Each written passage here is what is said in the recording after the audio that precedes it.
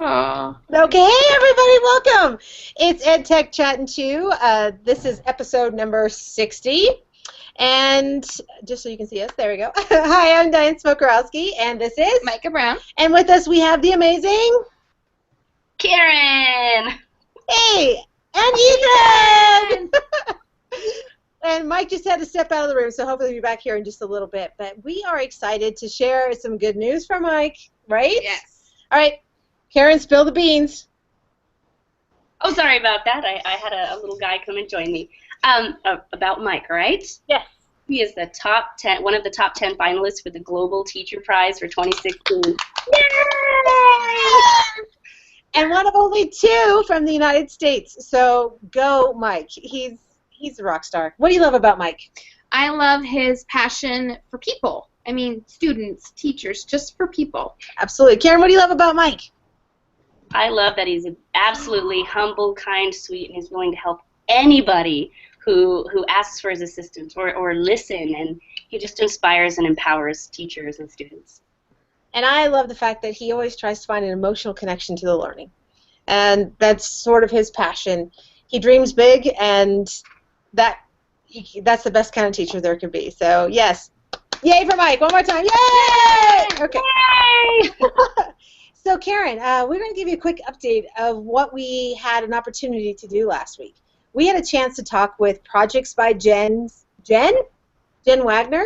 And if you're familiar with some of her work, she does a greeting card exchange at Christmas, An Oreo challenge. an Oreo stacking challenge. Mhm. There's one for leap year. She has several through the year. And we contacted her saying maybe we could get some tips on how we can help projects like our virtual Valentines and such be even better. And she's been doing these projects since 1999. So she definitely knows what she's doing. What are some of the things that you remember that were probably really good to know? She levelizes her challenges to make it customizable for yourself. So, Right. like, there's different tiers. So if you just want to participate in the greeting cards by making a card, and then the next level would be make a card and Skype with someone. So you get to kind of pick and choose, which is nice. We always like choice. Exactly. So some of our teachers who've participated in our projects, they jump in, they're saying, yes, this is what I want to do, and they're like, oh, wait, there's a lot of work behind this. I don't know if I can handle it all. They can bring it back down to say, yes, I would love to make Valentines and do all those things, but I don't know if I can set up the Skype call experience. I just want to be a part of it and have my kids share them with the world, or whatever that may be. They can choose.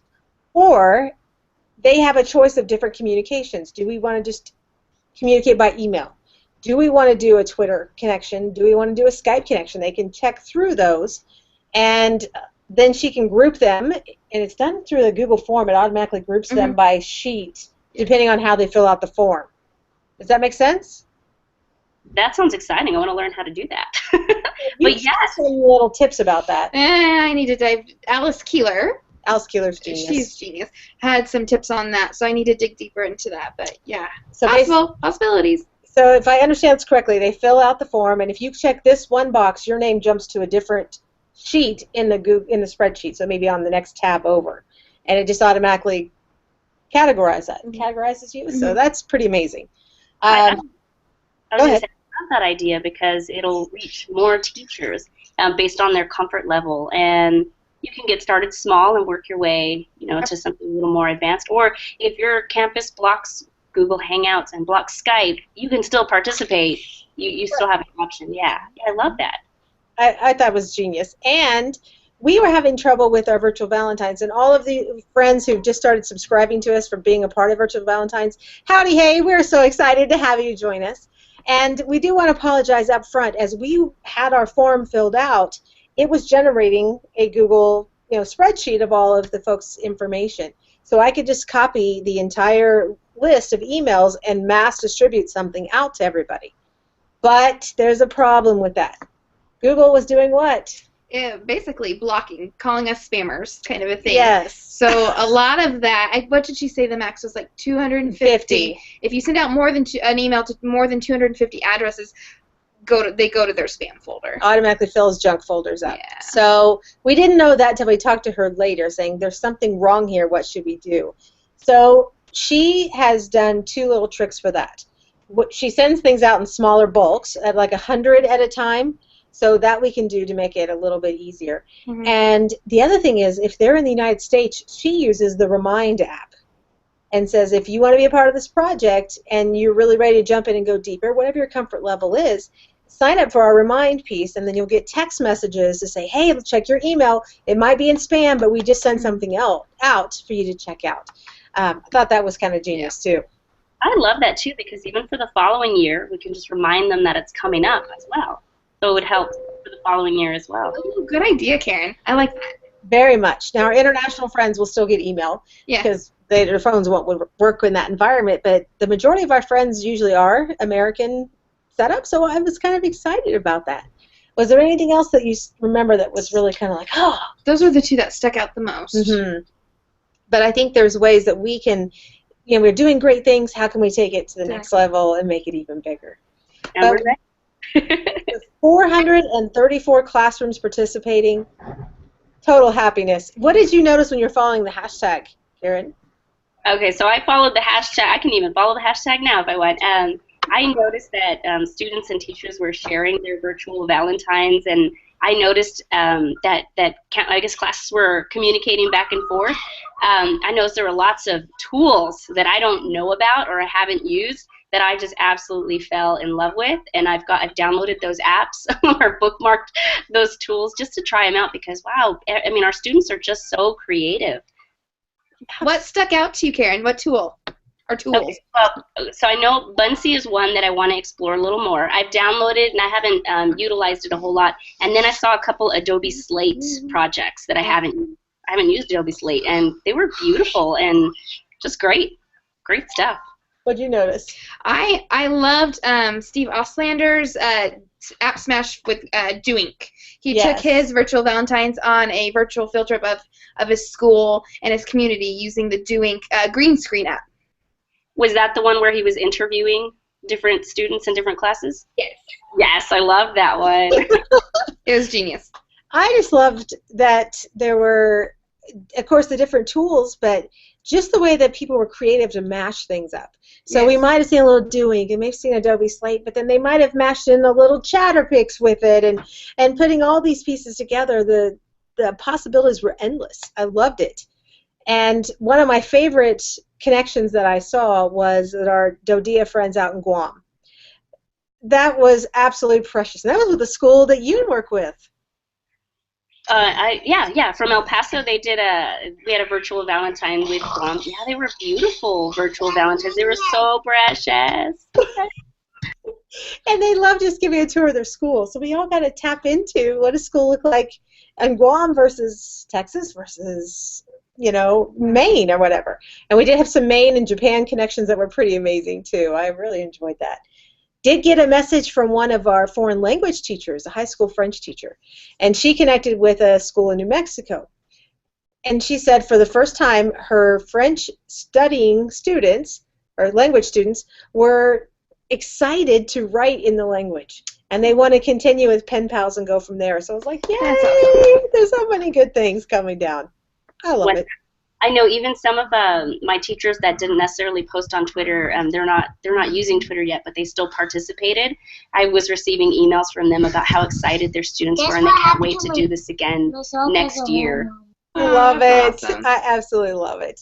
All right, Miss Micah. The other thing that Mike wanted us to bring up today is some of our favorite virtual field trips that are on the Skype in the classroom website. So at education.skype.com, which links them into the Microsoft space. What are some of your favorite virtual field trips? I would have to say, and I'll count it as a virtual field trip, but the Night Zookeeper. He is an interactive, more of a writing lesson, but he takes you on a virtual field trip of a magical zoo at night.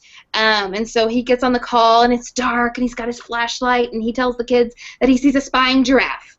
And the kids are like, what? And so he takes them on this magical writing adventure going through his night magical zoo. So that's definitely one of my favorites. I have another favorite, but it's not on the Skype website.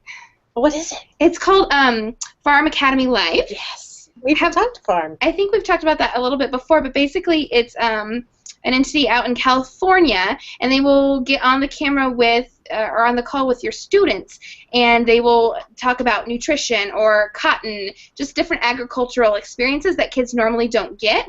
The bonus is that they will send like raw materials to you and your students. So I did one dairy, from the dairy to your door, and they sent like the stuff that the kids would, or that the cows would eat and things like that. And they got to touch the seeds and things like that. It was phenomenal. Awesome. I do like Farm Academy, but I agree with you. Night Zookeeper is amazing. Mike, you're back. I am. I'm back, and that's Farm Academy is something I definitely have to set up, especially with the gardening that we're going to be doing with our kids. That's definitely the direction I want to go. I'm gonna throw out two also. The first, one of the best virtual field trips we've ever done was last year. We were lucky enough to get the slot with LeVar Burton and Reading Rainbow, and so LeVar Burton read his new book to us that he had just written, and of course he's just a rock star, so that was really cool. But that may not be available to everyone, so I'm just going to say find some authors on there, because when we know that kids are reluctant to write, but when they learn about the writing process from an author, and not just like I go back and I rewrite and I research, but when you find out like, how did you come up with the ideas for your characters, and what was your motivation to write this book instead of something else? Those are questions that kids can say, oh, I have things that I care about. I could personify those and turn them into a really incredible story, or whatever it happens to be. So find some authors. And also, now being a science teacher, there's so many amazing animal virtual field trips out there, and I don't want to steal anyone else's thunder, but I really, Sandcob does an incredible job. Tammy down at Sandcob, that's the South African seabird. I'm not sure what all the letters stand for, but it's basically a penguin hospital.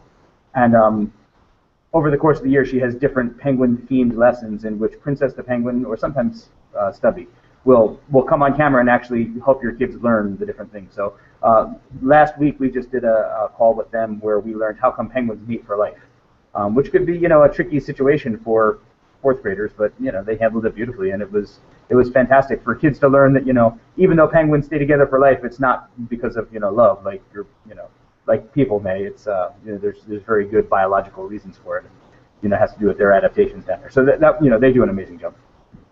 I love it. I love it. The other two that I would recommend is, I'm all about the national parks anyway. I absolutely love the Thomas Edison one, where Ranger Carmen will actually walk you through all of Edison's company, from the ideation section to the prototypes to different areas where they tested products, down to the final production in a little museum. It was genius. It's long. I mean, you're going to be looking at 45 minutes to an hour to do the whole thing. But if you were there in person, it's going to take 45 minutes to an hour to explore the entire space. Highly recommend that one. And Ranger Carmen was amazing and so passionate, absolutely passionate. If you have students who are studying even music and the history of music and recording of sound, that's part of Edison. From electricity to just how does one inventor work to communicate to another one. All great connections for that. And then the Dinosaur National Monument, that was pretty good too, where the rangers actually crawled up on the monument and had the camera out for you to explore. It's like you were climbing on it too. And they don't even let the public do that. So it was great. So those are two of my favorites as well. But, Mike, at that point, that leads us over. You missed a little conversation about the Valentines. Okay. Talking about. Oh, go ahead. Yeah, before we move on from virtual. Karen, we've got to ask Karen what her favorites were. Sorry about that. Are you talking about my Skype favorites? Yes, I'm sorry, I forgot. Go for it, Karen. Oh, it's okay. Well, this year my Skype favorite has definitely been Skyping with Maria from Wonder Grove, and it's because I worked with a class of kindergartners, and sometimes it's difficult for them to sit on a carpet and focus on anything. But Maria had them so engaged, and she knew about the kids because, of course, there's this communication back and forth, and they got to watch some videos about character, like basically their character and their development and treating each other with kindness and so forth. And then she played a game with them. So actually she Skyped with them twice, once to get them started on the game that they could work on with their teacher throughout the course of 2 weeks, and then come back and celebrate their progress. And it was so much fun. It was so much fun. And then I also found out, in our community, dual languages with Spanish and English is very important. And they had videos available in Spanish too. So it lent perfectly to our campus. And the one that I want to actually try out, so I was looking this morning, is Follow the Journey, the Iditarod Teacher on the Trail. And I was looking into that, and in fact, I think she's available to Skype until the end of February with your class from Texas. And you can sign up and follow her journey through a Skype chat. And then after the journey, she'll be available to Skype with your class. So it's a neat little journey to follow along. And I'm going to find some classes that are going to sign up for this. That's cool. Exciting. All right, Mike, back to you. Yeah, so one of the things that I get asked, and actually this conversation just happened last week, there's so much science content on there, and science and math kind of lend each other to each other pretty well. But there's, if you're a language arts teacher, let's say, other than author Skypes, sometimes it's not obvious how the other virtual field trips can kind of fit in. And, for whatever reason, sometimes we just need to point out to teachers that you can read and write about anything, So just find the coolest experience that you can find that your kids would absolutely love, and don't worry about what the content is on the site or what kind of lesson it's supposed to be. Just have it and let your kids learn and get excited about it, and then worry about the reading and writing and language arts afterwards. You can always bring in extra source materials from the library. You can always have kids, write persuasive pieces based on what they learned. Worry about the language arts will take care of itself. That's the easy part. If you're a language arts teacher, you've got it made. You've got it easier than everyone else. You just got to kind of keep that in mind. I feel the same for geography. I mean, anywhere you're Skyping, there's always a piece that you can plug into geography as well. Oh, agreed. Absolutely. And it doesn't take long. We even saw the virtual Valentines is how many people were excited to learn about the geographic location of someone else. That was genius. Absolutely love that part. Okay, well, looks like Mike had to be pulled away again, so let's talk about lunch. What's for lunch today, Miss Karen? I have no idea. We're off today. I know it seems odd, but the Pope is visiting our sister city in Juarez, Mexico, and because of the influx of people in the El Paso area, and they closed down our schools, and we were supposed to have Monday off for President's Day, but they swapped so that our students would be safe. That's a good idea. So whatever Ethan wants, right? Right. I'll go ask him right now. Chicken nuggets. Chicken nuggets, probably. Okay, Mike, what's for lunch today? It's been so crazy that I haven't gotten there yet, and I don't know when I'm going to, so I can't even answer that today. Well, it's been a big day for you. We'll give you that one. Okay, Micah. It's so beautiful outside. My husband and my son are off, and so they brought me a sub sandwich to the park nearby my school. So that was sweet. It was nice. And then today I had leftovers. I made Italian wedding soup over the weekend, so we heated that up for lunch today, a little smoke and I. So that's what we had. You get the I think so. Although I didn't hear Karen, so I don't know, but. Chicken nuggets. All right, my friends. Well, that's all the time we have for today. But again, congrats to Mike. Yeah. And we'll see you next time on EdTech Chat and Chew. We'll see ya. Bye, everyone.